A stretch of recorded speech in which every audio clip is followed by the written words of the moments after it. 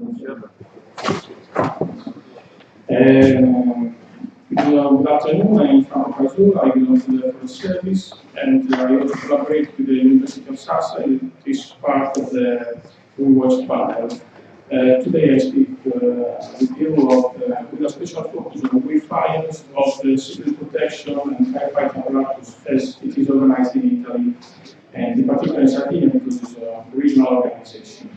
The legal framework in general is up to a law of 2000, and in particular for wildfire it's important that all the planning against fire is organized at regional level, and that in Italy we have two structures that deals with fires. One is Corpo Forestale, and the other is the fire brigade fire department. In general, the wildfires are managed, or at least the apparatus is coordinated by the Forest Service, while in case of wildfires, it is coordinated by the whole apparatus is coordinated by the firefighters, by the vigilance squad, that is bombeiros. Civil protection in Italy, maybe also in other nations, is just a service. It's not a structural territorial institution. It's just the coordination of already existing structures and corps like the Forest Service, the Fire Department, the police, the Red Cross, and it has two main duties: to foresee and prevent the risk, and the rescue, the support and help in the after events. So prevention means regional and communal planning, specifically civil protection planning, that is a formula term, and urban planning, it is in red because it's something that is must be announced and implemented, because we are very far from having wise urban planning aiming to possibly safe landscape. And another device is the daily weather map that is calculated on the weather forecast. And then we have the part of the first response, that is rescue and support population, and the firefight. The rescue help support population has a protocol that is different from the firefighters. All the apparatus works with an more or less incident command system, or at least modularized system of control of the sources. While Augustus protocol is the one that's now in the central Italy, the civil protection is using for the support of the earthquake, and is quite different. It's just the sum of many functionaries, each of one responsible for some side of the emergency, like transportation, sanitary, and health population. So there are sometimes some problems arise for this reason. Being organized regionally, I took one region, mine, is representative of the Mediterranean climate. It's a big region, the second biggest island in the Mediterranean. The 40% is highly vegetated, I would say, and is representative both for the fire regime and for the wind presence and type, two types. Like normal villages with an interface, and coastal villages, touristic villages.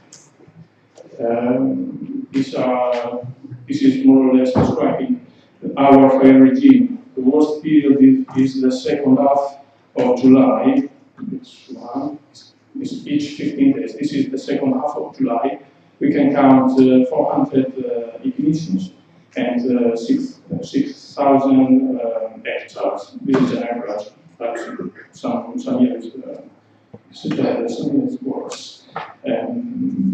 This is a map of the interface in Sardinia, separated with that tool developed in the FUMA project, and more or less the 10% of Sardinia is can be considered interface. But if we do a focus on the northeast, this part, where there is the Casula, very famous place. We can arrive up to the almost the 20%. It means 1/5 of the territory. So it's an important presence. Now, what does civil protection do? Civil protection study the bound areas. These are the bound areas of the last 5 years, and the distribution of ignition points. This is an hazard map, static hazard map, and then by crossing with the assets exposed to fire, we obtain the risk map. So this is a map of the communes that already adopted a civil protection plan, and 2/3, more or less, some communes, the process is ongoing. And this is the daily wildfire hazard map. And as you can see, there are many zones. I think there are 26, and the different colors are the different level of risk, or not risk, of death, so hazard. And to each level correspond a free alarm of the forces, to the firefight apparatus. What is the firefight apparatus?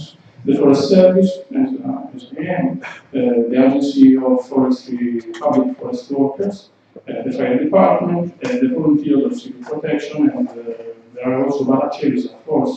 It's an ancient institution. It's like a rural police organized in a communal level. All the forces work for fire suppression, and each force has something specific.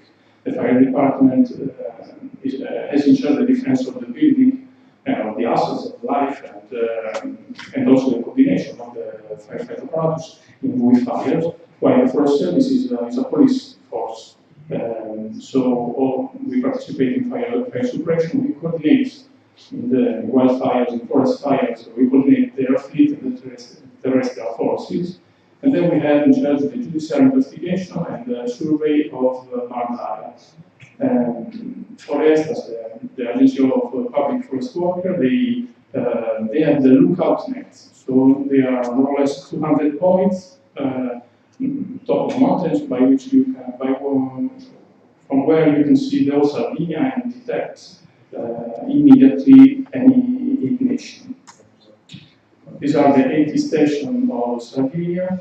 Every day we have more or less 100 patrols with at least one incident commander inside, so ready to operate. And the Forest Service also has coordinated 11 regional helicopters, and we have 7 GAF is the same acronym, Group Analysis, Use of Fire. And so we are speaking of prescribed burning, backfire, and tactical fires. Then, for instance, is the Agency of Forestry Workers. These are the 150 locations where 400 crews are ready to operate, and these are the 200 lookouts. The 25 stations of the fire department. These are volunteers, and these are barracceries, so it's quite an army to us. What can do this apparatus? We have a modular system of incident rooms. At the local level are the 80 stations of forestation with the incident commander. They are able to solve the 88% of the fires. The provincial level is called when the fire needs an helicopter. So in the 12% of cases, an helicopter, the nearest helicopter is called. In the 7%, the other regional helicopters are called. And so we consider regional level. And while the national level, that is called the 3% of cases, is the one that moves the big Canadair, the big helicopter like Ericsson, so the big ones. We had this year, we have more or less 3,000, I cannot count, 3,000 ignitions, and we had 40 with fires. So they are not that much. In my station, usually we count 60, 70 fires, and maybe 1 year is 1 year is 2, 1 year is 0. So it's very difficult to gather together a big experience with fire. It's also for this reason that it's important to speak, because I worked there since a long time. I personally lived 8. I was the incident commander of 8 fires, so it's not a big experience. This is just 3,000. Now, our government last year issued a new law, and starting in 2017, all coordination of all fires will be charged to the fire department. So we are expecting a change, or we are expecting 2 or 3 years in which the wheels must be greased and must find a new equilibrium. It's something that already Greece lived in 1998, and there was 2 or 3 years in which the new apparatus had to work a lot to be efficient. This is a protocol, advanced command post is a protocol that is activated when the situation becomes complicated. You can see here there is a policeman for the traffic. This is the center of command. There is forest service and T04 and the department. Here there is an ambulance. So many forces together cooperate for coordinating all the personnel, all the operators. And I know I take some cases. They are not so as big as the ones, but I chose. We had in Sicily this year as big as the one that Luis Mario illustrated this morning, but this one I knew better. And it's better for showing some particular things. Now, this is not extreme condition. This 2-day fire was not under extreme condition. Just a normal summer day, and the vegetation was maquis and also forest, pine stand and eucalyptus. Also the slope was important. Now, at first was a topographical fire, then became a vegetation fire conducted by vegetation, and 30 houses were touched, and just one burned, and we are speaking of 100 hectares. 30 crews, 2 guards that used a tactical fire to address the fire on the mountain instead of going to the villages, and this is the air fleet that was there that day. Those things. Now, this is the ignition point, the first phases of the fire, and so my colleagues went there to investigate, and they found at least a lot of abandonments like this of rest of barbecues. This one wasn't able to ignite fire, as this one on the left. Why this one, where you see the letter, is the one that ignites fire. So I want to just put a note on this, that is for sure that risk can be lessened by prevention strategies and by readiness of people and of preparedness of houses, but also by the reducing the number of unwanted ignition. So in this optic, information for residents and tourists that many times they are not acquainted with fire can be strategical. The same fire, this is the fire, as you can see, touched this Eden rock. The one house is here, and was very close to this environment. This is a pine stand with many houses. Here would have been really major situation. So this is the perspective. All these white points that you can see are houses. Could have been very complicated. Also because we are speaking of important flames. These are my colleagues of the Gulf, the ones that put the backfires. And so it was a complicated theater of operation, quite complicated. Some pictures, notice. As usual, undeveloped land in contact with a house with a wooden projecting roof, direct contact. So this is just it's just a lucky situation that it doesn't work. So this is the place, and now this is, I don't know if you can see, where there is a big helicopter that is blowing water on the house turns. So it is located on a crest, up on a steep slope. The slope was highly vegetated, and the house was not inhabited at the moment. There was no fuel break, no home ignition zone, no readiness and preparedness, and the projecting roof that brought the flames in direct contact with the structure. So what I want to say is that when many factors intervene in the situation, they produce a synergic effect. And the synergic effect, I mean, it is more than the sum of the single atoms.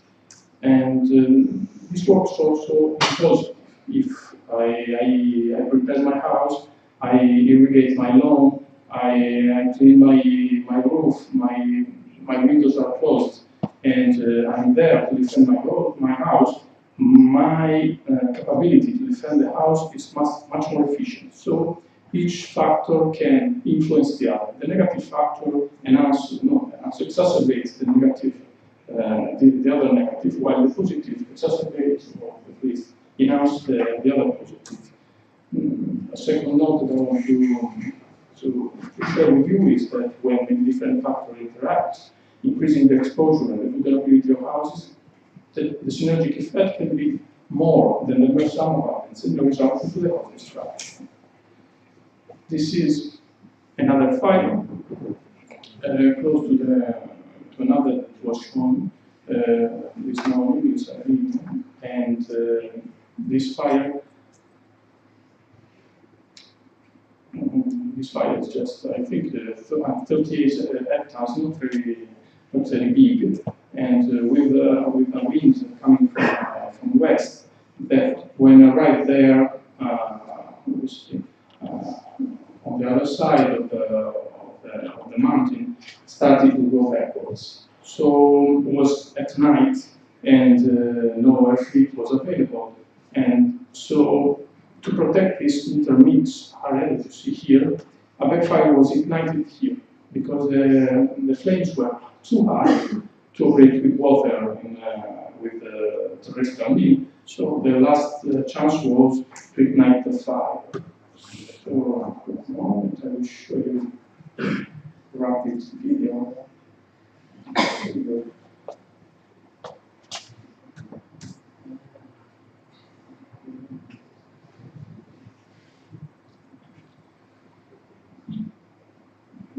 My colleagues are igniting the fire. Now it goes, it's become high. Initially it is a tactical fire. Then here at the end it becomes a backfire because the two flames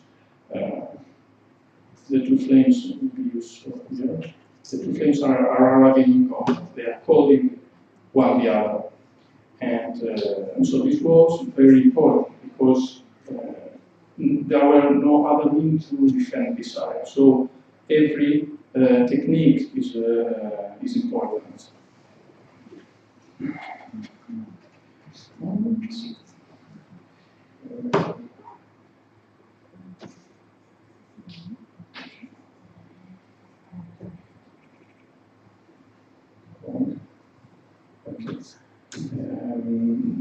The same area here in Uri now is starting a fire-adapted community. The first experience in Sardinia is now since 2015, and it is something very important because people that take advantage of being in nature and of nice landscapes also must participate directly and actively in their own safety.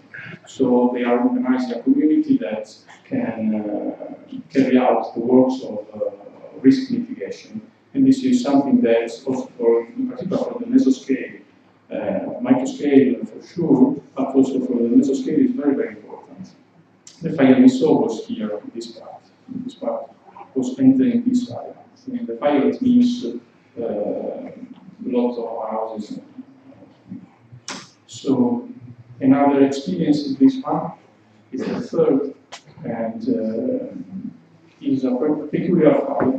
I will show you because it's an arsonist put this fire. These are the two, I don't know the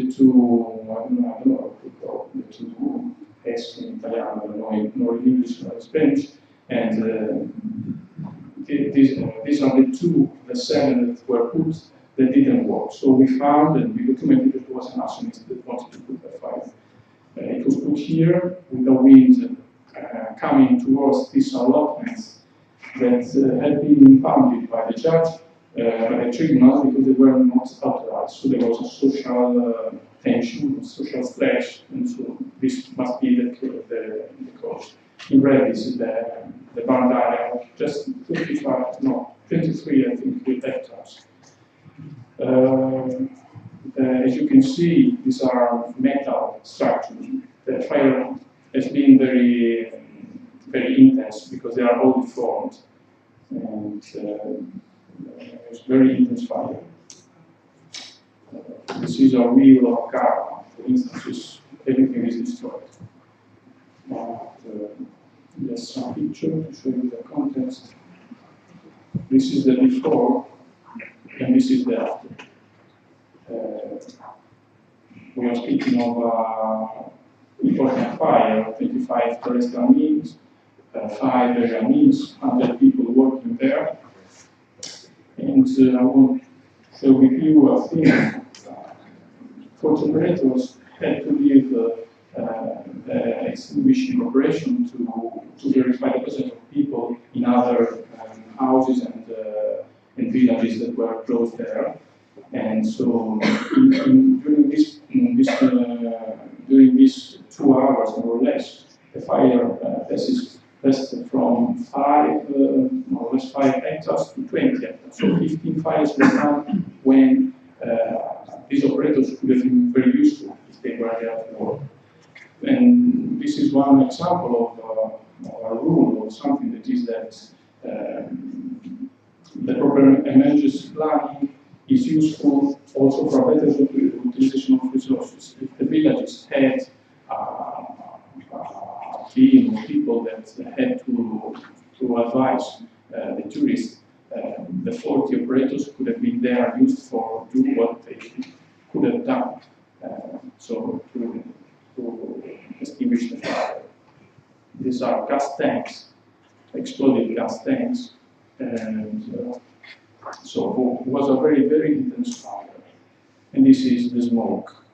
And this is to say something very interesting for me, that the operative context for fire crews is completely different from a forest fire.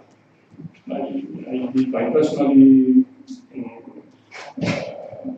personally have 60, 45 at least each year. So I have, I will not say a big experience, but an experience. While I personally lived 8 of those. So 40 each year is not 8 in a life working for Forestale. So it's very important to be aware, also in field. So there must be also a theoretical awareness of what we do. And so this is some of the pitfalls that you can encounter. You can be also not ready to face this situation. So this is the area, the bound area, and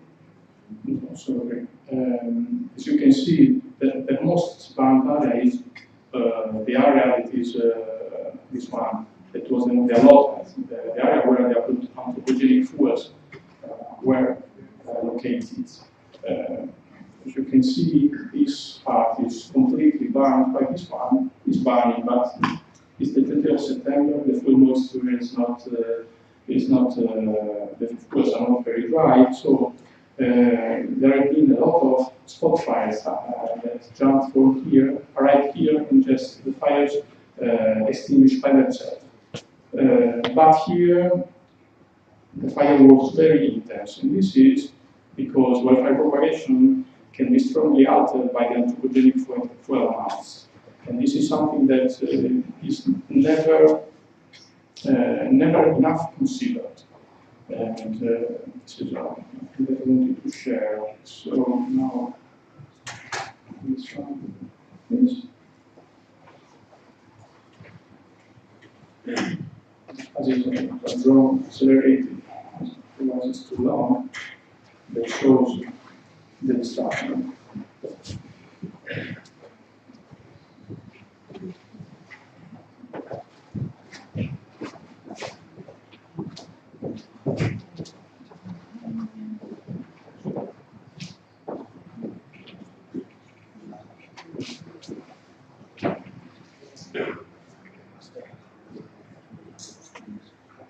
This is the hotel that wasn't touched. So now,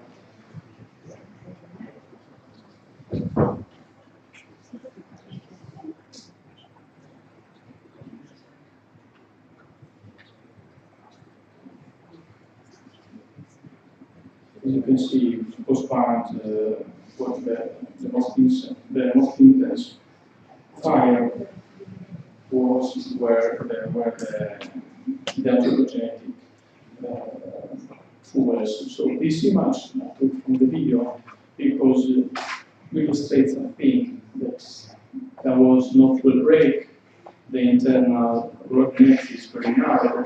The pulses are very small, close one the other. A lot of anthropogenic fuel in each parcel and continues with the other. No sprinkler system, no water supply net, nothing. So it was a very dangerous situation, and it's not a case that the destruction happened there with this intensity. And this is a point that is very important because defense is important, microscale, and the participation of people at the mesoscale with fire-related communities is very important, but urban planning must take into account in advance the possible consequences of higher risk of the planning decision.